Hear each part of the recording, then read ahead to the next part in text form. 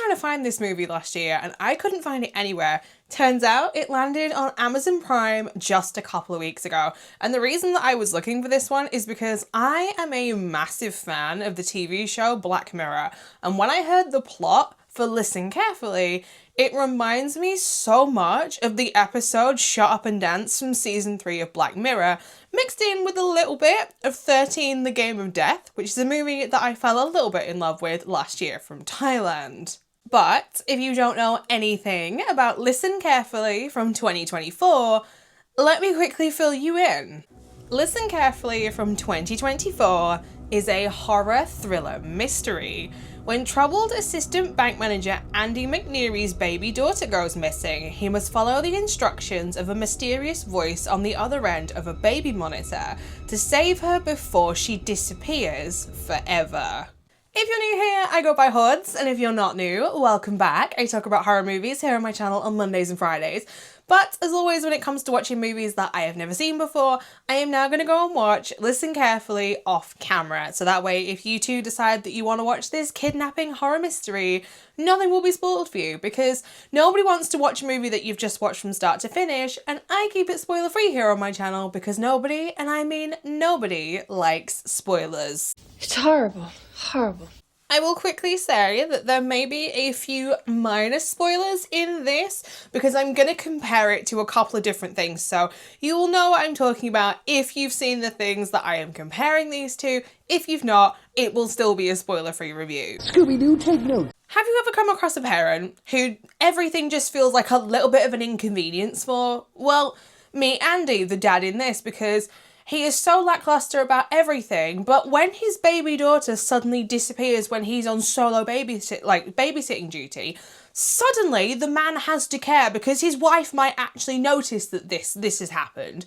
Like, Jesus Christ, this guy is so lackluster about absolutely everything. Like, I've seen people with more emotion ordering things at a drive-thru. Like, this guy is so just like meh about absolutely everything. Pair this with the voice on the baby monitor, who is the most like irritating, obnoxious, like, you will do as I say. No. Who was I supposed to be rooting for in this movie? Because I hated every single one of them. All of them. If you've ever played the game Heavy Rain, Andy in this is like a crap version of Ethan, but whereas when Ethan's son Jason goes missing in Heavy Rain and he is screaming at the top of his lungs the name Jason to try and find his son, Andy is like lackluster mumbling the name Abby because it's like, oh, I should probably find her because my wife's gonna notice. You guys are in a crisis. I'm on my way. Andy happens to be played by the same person that also wrote this movie, directed this movie, and produced this movie, which to me is a little bit of a red flag. Like, if you know that you aren't the best suited for something, find somebody else to do it. Like, his acting choices absolutely baffle me because as somebody that doesn't have kids, even I know, if you are a parent and your child, who is a baby, who you only see once in the entire movie and she's asleep, if your child gets kidnapped straight out of their crib, it is a parent's literal nightmare. You would be freaking the hell out. Like, the desperation in you to get your child back, you would do absolutely everything. And this guy just plays everything so one note. Like, no, this is not how a standard person would react in this situation, so why are you just so meh about everything? The motive behind the first half of this plot is obviously money, because it's a kidnapping plot, but play along with me on this one because there's lots of things in this movie that annoy me for little irritating reasons. But I have to mention one particular scene in this because there is a scene where Andy is robbing ATMs because that's what he's been told to do. And when crossing the road, he drops a pile of cash, we're talking about this kind of depth, onto the road. It lands conveniently in a perfect stack and doesn't move, which is not how money works, but science just doesn't seem to apply in this movie either. And a guy stops his car dead ass in the middle of the road, gets out, and then looks Andy straight in the eye as he picks up this cash And Andy just lets him do it. Like, you would running knee that guy so hard in the face, he ended up sat in the passenger seat, let alone in the driver's seat in this. Now again, play along with me with this. If you are a driver of a car and you saw somebody crossing the road and they drop something, unless that item was of a considerable size so you could make out what it was, you would have no idea what somebody had dropped on the road. You wouldn't stop your car, get out of it and be like, yoink, it's mine now. Like, if that person's dropped receipts, for example, because at the end of the day, it's paper that he drops, you are then dead-ass looking somebody in the face being like, oh, I just tried to rob your receipts and what a twat you suddenly look like. Like, this makes no sense. Like, I don't understand why the driver of this car was like, this man's dropped a stack of money, because you wouldn't know that it was money that he had dropped in the first place. Like, there's a number of scenes in this movie that irritate me to the level of this, but this is the one that I just need to mention and get off my chest, because what in the hell? I don't understand, Paige. I don't understand.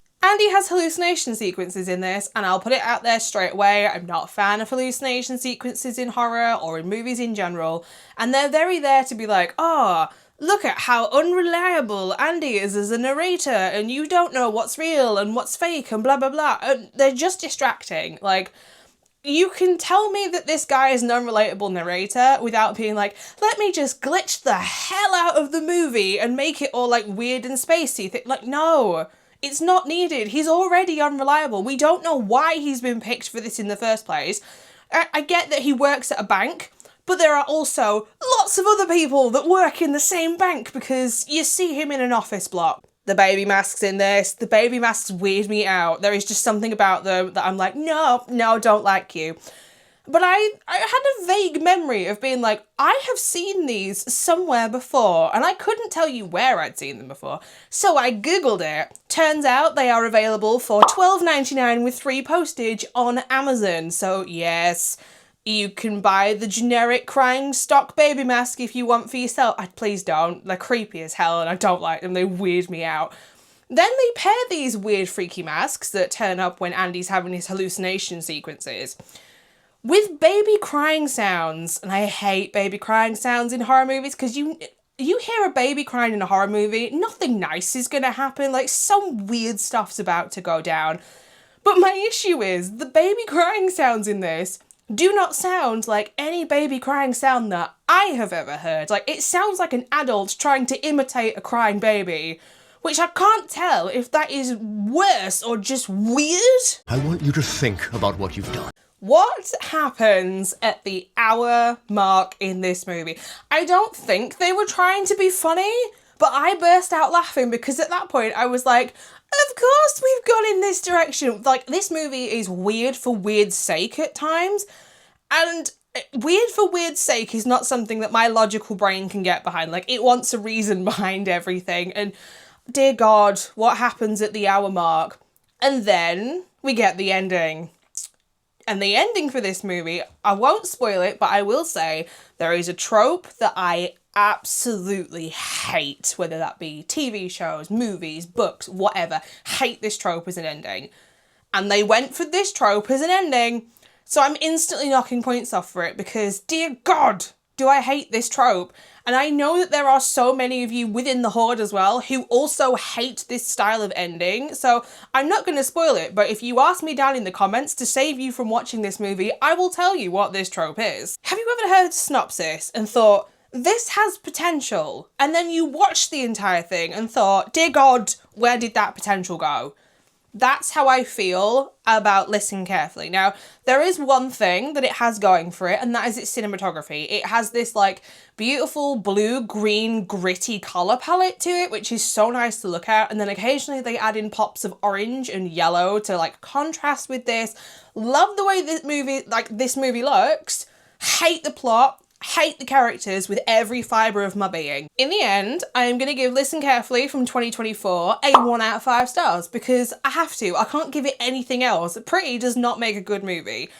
It is trying so hard to be an episode of Black Mirror, like, so hard. And as somebody that loves the TV show Black Mirror will tell you, Even if you don't like every episode of Black Mirror, you know that they are going to be consistent and the quality is going to be there. This isn't a horror movie. Just because you have a character pop up occasionally with blood splattered all over them and a man holds a hammer while wearing a baby mask. No, it's not a horror movie. It is a thriller with a bit of a mystery thrown in and a whole lot of weird. But my opinion isn't the only one that matters, which begs the question, should you personally watch Listen Carefully from 2024?